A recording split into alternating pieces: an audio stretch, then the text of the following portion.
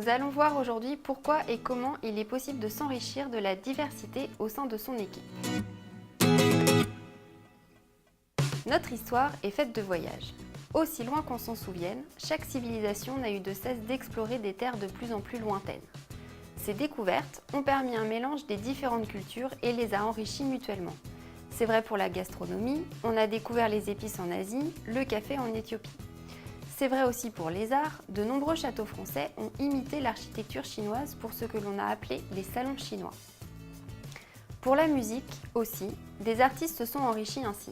C'est le cas des Beatles qui se sont beaucoup inspirés de leur voyage en Inde. Enfin, n'oublions pas la linguistique. Les différentes langues se sont également nourries les unes des autres.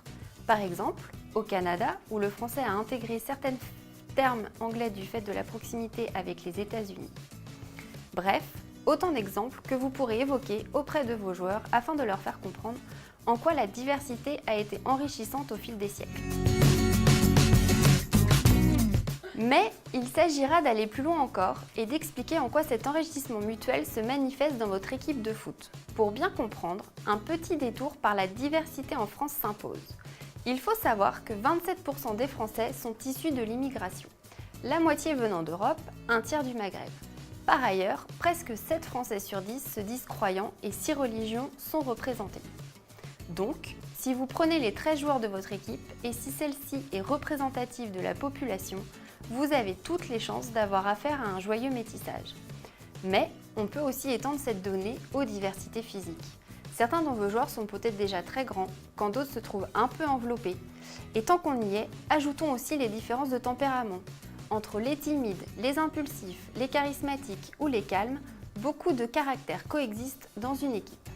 Du coup, le football, qui doit développer le sens du collectif et de la solidarité, peut aussi constituer un cadre d'exclusion et de discrimination, qu'il s'agisse de racisme, de sexisme ou d'homophobie. Alors, comment éviter que des situations de conflit ne viennent mettre à mal cette précieuse diversité ? Déjà, il faudra être intransigeant quant à toutes les manifestations de discrimination et les condamner avec fermeté. Votre mission est de faire du club un lieu de convivialité et de solidarité au sein duquel les comportements et propos discriminatoires doivent être interdits.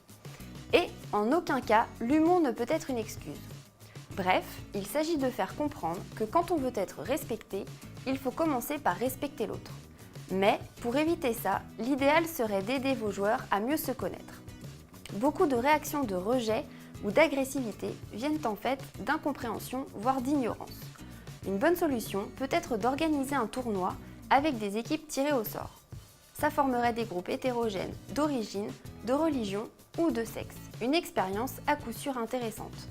Et vous n'êtes pas obligé de limiter l'expérience au seul match de foot. Ce peut être aussi le cas lors d'activités où les jeunes ont plus l'occasion d'échanger. Les jeux de cartes, la pétanque, les fléchettes par exemple. Voilà, c'est en apprenant à vos joueurs que la force et la réussite d'une équipe résident dans sa diversité que vos jeunes en sortiront encore plus soudés. Et une équipe soudée, c'est une équipe qui gagne. À bientôt!